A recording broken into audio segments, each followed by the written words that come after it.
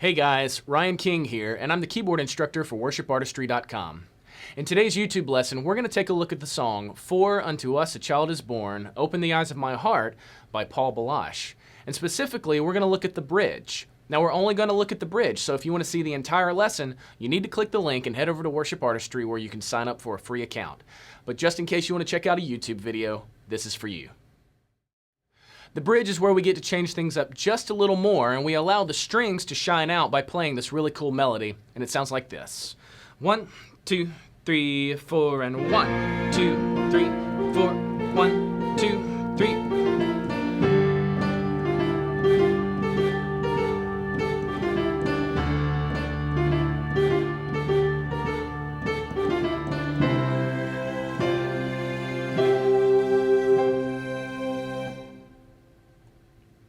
So at first you may think that that's very challenging, but if you slow it down, you'll find out that it's not too difficult. To start off with, in our left hand, we're just diamonding the chords on the roots of the chords using octaves, and sometimes we'll add the fifth. To start off with, we have B flats, and then we jump up to B flat, down to octave Gs with D, down to octave Ds, and then finally octave Cs.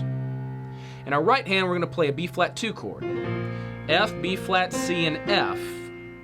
And then when we jump up on beat 2 in our left hand, on beat 2 we'll start on D, F, E, G, F, A, G, B flat A, G, F, E, D.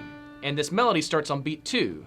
So it's 1 E and a 2 E and a 3 E and a 4 E and a 1 E and a 2 E and a 3 E and a 4 E and a 1. 2 E and a 3 E and a 4 E and a 1 E and a 2 E and a 3 E and a 4 E and a 1 E and a 2 E and a 3 E and a 4 E and a 1 E and a 2 E and a 3 E and a 4 E and a 1, 2, 3, 4. So again, it's not too difficult if you slow it down. That melody that we're playing is on the 16th notes. We're playing a 1 E and a 2 E and a 3 E and a 4 E and a. Slow it down and then gradually start to pick up the tempo. When you do and you put it all back together, it sounds like this. 1, 2, 3, 4, and 1.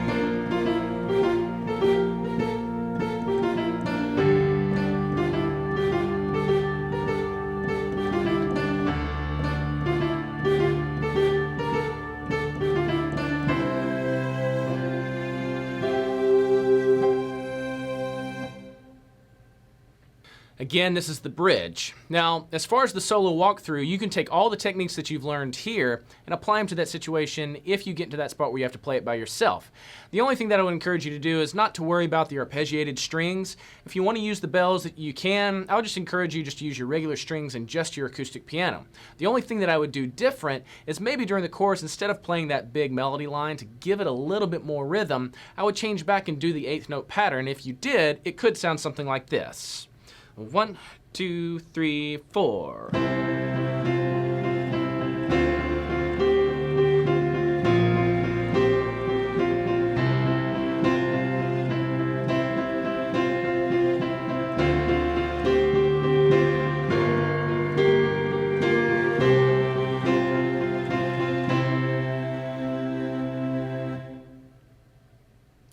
So you can see right there, I still did the same chords in my left hand that we've already learned, but in our right hand, I'm playing the 8th notes, and I'm just doing it on some simple chords. I'm doing C with C and E, and I'm just doing some passing tones. So for the D minor, C and F. Same thing for B flat. Back to C. Again, C. D minor. Then for G minor, move down to the B flat and F,